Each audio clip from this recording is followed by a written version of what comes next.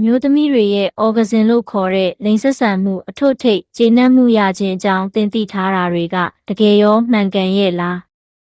လိင်ဆက်ဆံတိုင်းအမျိုးသမီးတွေအထွတ်ထိပ်ကျေနပ်မှုမရကြတာဘာကြောင့်လဲဆိုတာသိချင်ရင်ဒီဗီဒီယိုကိုဆုံးအောင်ကြည့်ပါမင်္ဂလာပါ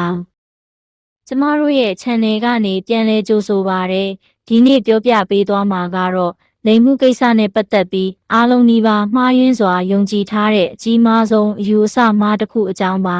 အဲ့ဒါကတော့အမျိုးသမီးအော်ဂဇင်အကြောင်းပဲဖြစ်ပါတယ်အများစုကယုံကြည်ထားတာကအမျိုးသမီးတွေကျေနပ်မှုအထွတ်ထိပ်ရဖို့အတွက်အမျိုးသားလိင်တန်းနဲ့မိန်းမကိုပို့တိုက်မှုထိုးသွင်းမှုကနေပဲဖြစ်နိုင်တယ်ဆိုတဲ့အယူအဆပါ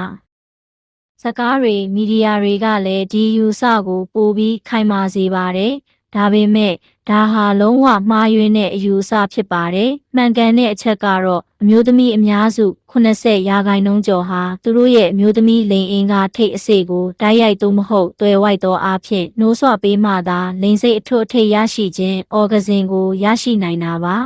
။ထိုးသွင်းခြင်းတစ်ခုတည်းနဲ့အော်ဂဇင်ရရှိတဲ့အမျိုးသမီးအရေအတွက်ဟာနည်းပါးပါတယ်။ဘာကြောင့်လဲဆိုတော့အမျိုးသမီးအင်္ဂါအစိတ်ဟာအမျိုးသမီးခန္ဓာကိုယ်မှာအာယုံကြောအများဆုံးစုစည်းနေတဲ့အစိတ်ပိုင်းတစ်ခုဖြစ်လို့ပါဒါဟာလိင်ပိုင်းဆိုင်ရာခံစားမှုအတွက်အဓိကနေရာဖြစ်ပါတယ်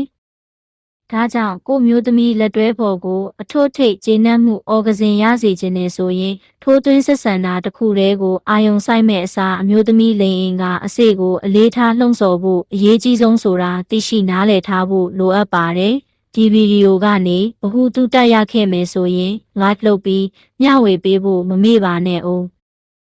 နောက်ထပ်ကျန်းမာရေးဆိုင်ရာအချက်လက်တွေကိုသိရှိဖို့ကျွန်တော်တို့ channel ကို subscribe လုပ်ထားပါလို့တိုက်တွန်းရင်းညီကုန်းချုပ်လိုက်ပါတယ်ကျေးဇူးတင်ပါတယ်